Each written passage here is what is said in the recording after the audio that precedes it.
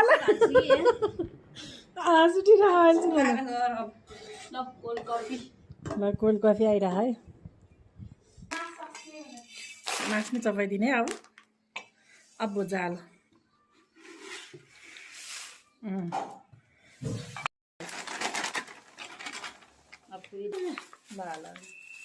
अनुहार पनि ध्यान पनि बनाउने मान्छे भन लाग्दा त्यो आउँछ कि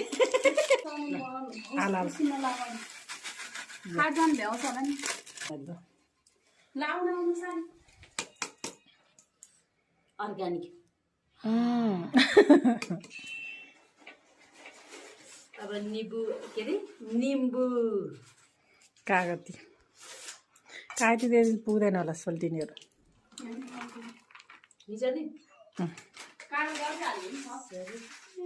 त्यतिले चाहिँ पुगेछ भने त म भन्छु तिमी पनि धेरै बढी कुरा नगर हिजो अमिलो भाइ तिमीलाई पहिलोचोटि हाल है मैले त्यस्तो ऊ त ए गर्छ होला नि त्यसले भन न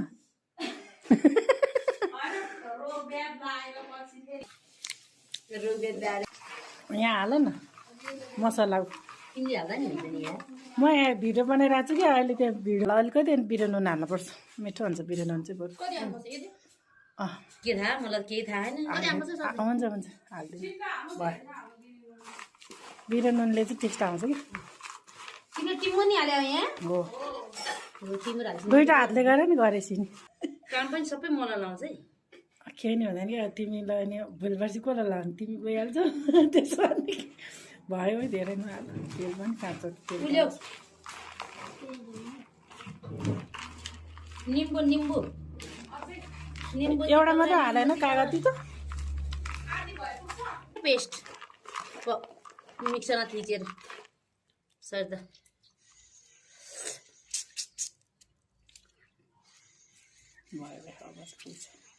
अब चुक लिएर चुक कस्तो महँगो छ है कागती चुक किनेर राख्नु पर्यो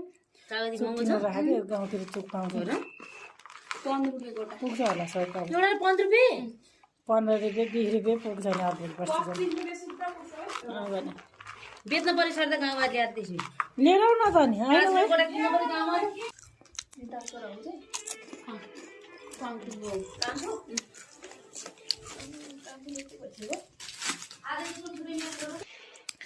यो कफी है आइस कफी